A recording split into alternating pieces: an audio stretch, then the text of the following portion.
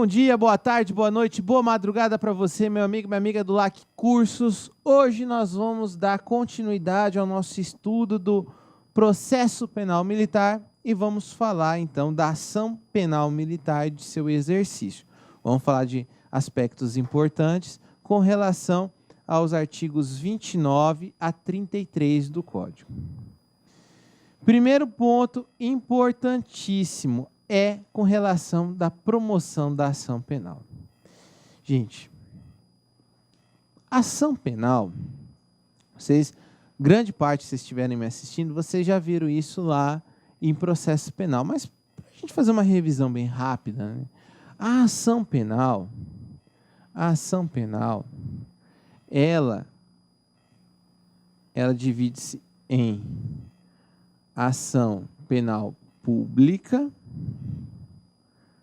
e ação penal privada. Aí na ação penal pública, ela pode ser condicionada ou incondicionada. E aqui ela pode ser condicionada à representação ou à requisição. Por que eu quero que vocês façam esse quadrozinho aí no caderno de vocês? Porque para o direito militar, para o processo penal militar, quando se fala em ação penal, o que vai valer é este aqui, ó, ação penal pública. A regra é que nos crimes militares são processados mediante ação penal pública. Significa que o dono da ação penal é o Ministério Público. E o Ministério Público, ele vai oferecer a denúncia. Isto é, a peça inicial do processo militar chama-se denúncia. E ele vai oferecer a denúncia, em regra, de forma incondicionada. Como assim incondicionada? Os crimes, em regra, lá do Código Penal Militar, são de ação penal pública incondicionada. Isto é, você não precisa de autorização de ninguém, você não precisa nada. Basta apenas a existência de indícios de autoria e materialidade do crime, o Ministério Público tomar conhecimento disso e pegar e ajuizar a ação. É isso. Ocorre que, de maneira excepcional, nós temos a ação penal pública condicionada à requisição. Sim, nós temos de maneira excepcional no Código Processual Penal Militar a possibilidade da ação penal pública condicionada à requisição. Isto é, o Ministério Público, para poder agir, ele vai precisar de uma ordem aí de alguém que tenha competência. Requisição é ordem. E nesse caso aqui, nós vamos estudar, essa requisição é condição para que o Ministério Público possa processar, possa oferecer a denúncia. Se não tiver essa requisição, não tem como o Ministério Público agir. Por isso, de maneira excepcional. Por que de maneira excepcional? Porque a regra é que o Ministério Público vai agir de maneira incondicionada. Então, por isso que o artigo 29 diz assim: a ação penal é pública. Eu falei para vocês, a regra é que ela é pública. Ela é pública. Mas nós temos duas espécies, a pública condicionada e a incondicionada. Mas a regra é que ela é incondicionada. E somente pode ser promovida por denúncia do Ministério Público. Então aqui você já exclui as ações penais privadas. Aqui somente o Ministério Público, no Código Processual Penal Militar, é que pode ajuizar a ação. Você fala, tá, legal. E essa denúncia, quando que ela vai ser apresentada? O artigo 30 diz, a denúncia deve ser apresentada sempre que houver o quê? Prova do fato, e que tese constitua o crime, indícios de autoria. Como assim? O artigo 30 traz uma limitação ao Ministério Público. Está falando assim, Ministério Público, promotor, você não pode oferecer qualquer denúncia. Você não pode simplesmente chegar e fazer denúncias a rodo. Não. Você tem que pegar e na sua denúncia, lá dentro, do momento, naquela petição que você vai fazer a denúncia, que você vai denunciar para o juiz, você tem que trazer prova de que houve um crime e que existe indícios de que aquela pessoa que está sendo denunciada tenha praticado o delito. É o chamado materialidade e autoria. Tem que ter um mínimo probatório para justificar o início da ação penal. Então é um limite. Por quê? Para não sair oferecendo denúncia. Eu ouvi dizer que fulano matou alguém, que o policial militar teria. Eu ouvi dizer, não, pera, não tem esse ouvir dizer não. Tem que ter elementos razoáveis. Obviamente que não vai ter neste momento a prova concreta, mas elementos razoáveis para que se possa oferecer a denúncia.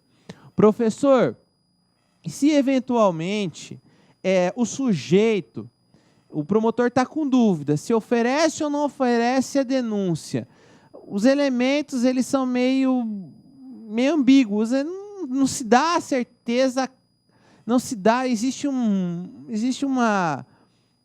tempo nublado naquelas provas. E aí?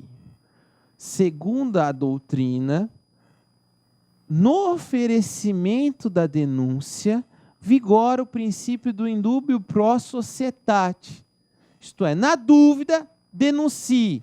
Na dúvida, a sociedade deve ser resguardada. Aqui não figura o princípio do indubio pro réu. O indubio pro réu, na dúvida, favorece o réu, é só quando o juiz for sentenciar. Mas para o oferecimento da denúncia, vigora o princípio do indúbio pro réu. Desculpa usar, mas usar essa expressão, mas é verdade, é para você gravar. Na denúncia, na dúvida, você indúbio pau no réu. Isto é, o sujeito, se o promotor tiver na dúvida, a balança vai prevalecer em favor da sociedade. Consequentemente, vai haver aí o processo e a denúncia. E aí você vai falar, tá, professor, o promotor, ele oferece a denúncia para o juiz, isso.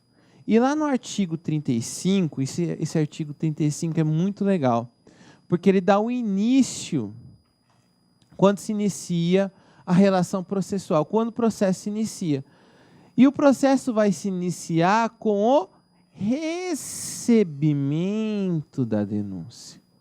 Porque é assim, como é que funciona, gente? Olha só como é que funciona. Só para vocês terem ideia. Para ficar bem didático.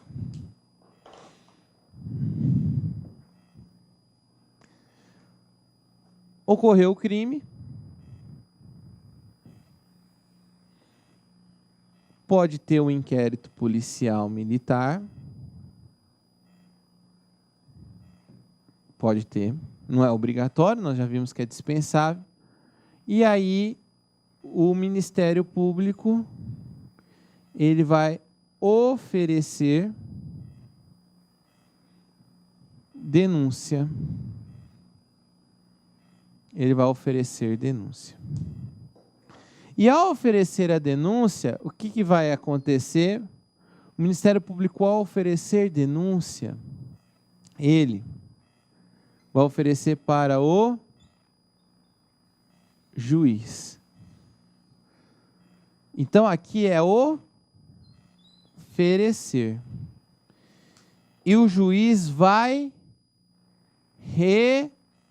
receber. Olha os verbos. Perceberam a diferença entre oferecer e receber? O Ministério Público chega para o juiz, está aqui a denúncia. O juiz vai falar, analisa a denúncia, opa, tem elementos, eu vou receber. Ele recebe, ele acata a denúncia. Por que que eu estou falando isso? Porque na hora da prova é o que costuma cair. Gente, na hora da prova vai estar escrito assim: o processo inicia-se com o oferecimento da denúncia. Não. Ele se inicia-se com o recebimento da denúncia e não com o oferecimento. Então, vamos tomar cuidado. E ele vai se efetivar, vai se concretizar com a citação do acusado. Inicia-se o processo com o recebimento da denúncia, aí o que o juiz vai fazer? Vai mandar citar o acusado para o acusado se defender. Extingue-se no momento em que a sentença torna-se definitiva. Isso aqui é muito legal, esse artigo 35, ele dá realmente o início, meio e fim do processo de maneira bem simples. Aí você pode questionar assim: professor, o promotor ele tem que ter base mínima para poder oferecer a denúncia. Exato. E eu mostrei o artigo e mostrei a lei dizendo isso. Professor, ele pode requisitar outras diligências para fortalecer essa denúncia? Sim. O artigo 33, parágrafo 2º diz: se o Ministério Público as considerar procedentes, dirigir-se-á à autoridade policial militar para que essa proceda às diligências necessárias ao esclarecimento do fato, instaurado o inquérito, se houver motivo para esse fim. Então, ele recebe o inquérito, ele vê que não está legal, que não vai oferecer uma denúncia de forma legal, ele pode mandar fazer novas diligências. E aí, o que acontece? Quem que vai cumprir as diligências? A autoridade policial militar. Mas a lei deixa bem claro: tem que haver motivo para isso. É como se estivesse dando um puxão de orelha, dizendo assim: olha, não é qualquer diligência que vai ser cumprida, não. São diligências justificáveis. E, professor, e se o Ministério Público ofereceu a denúncia e durante o processo ele entende que o cara não é culpado, que o militar não é culpado? Ele falou: poxa, não é ele. Ele pode desistir da ação penal? Resposta: artigo 32. O Ministério Público não poderá desistir da ação penal, porque a ação penal ela é pública. Então, o Ministério Público ele tem duas opções: ou ele ajuiza ou não ajuiza a ação penal. A partir do momento que ele ajuizou a ação penal, ele não pode desistir. Mas significa que ele é obrigado a pedir a condenação do acusado? Não, ele pode pedir a absolvição ao final do processo. Mas ele não pode desistir da ação penal, tem que ir até o final. O que está dizendo aqui o artigo é que... Olá, meus amigos, minhas amigas, sou o professor Luiz Antônio Carvalho e eu estou aqui para fazer um convite muito especial, um convite muito importante para você que está estudando aí as aulas do nosso querido professor Pedro Silas. O professor Pedro Silas é o nosso professor que dá lá concursos há muitos anos, desde 2012. Ele está conosco aqui, professor Pedro Silas, né? Claro, o professor Pedro Silas tem uma isolada, ele gravou uma isolada muito importante, uma isolada focada aí para o pessoal de carreiras militares, para CFO, para soldado e assim por diante. E ele tem a isolada, como você bem sabe aí, a isolada de direito processual penal, né? Então, direito processual penal, professor Pedro Silas aqui, super atualizado, né? Aula a aula, você vai ter direito, claro, a assistir o restante dessa videoaula, acesso durante 30 dias, durante esses 30 dias você pode assistir quantas vezes quiser e na hora que desejar, e um investimento aí de apenas R$20, é isso mesmo, R$20 você terá direito aí a assistir essa aula, esse curso, essa isolada do professor Pedro Silas, quantas vezes quiser e na hora que desejar. Bacana, meus amigos? Então, espero vocês aqui na Lá Concursos. Forte abraço, tchau, tchau. Clique lá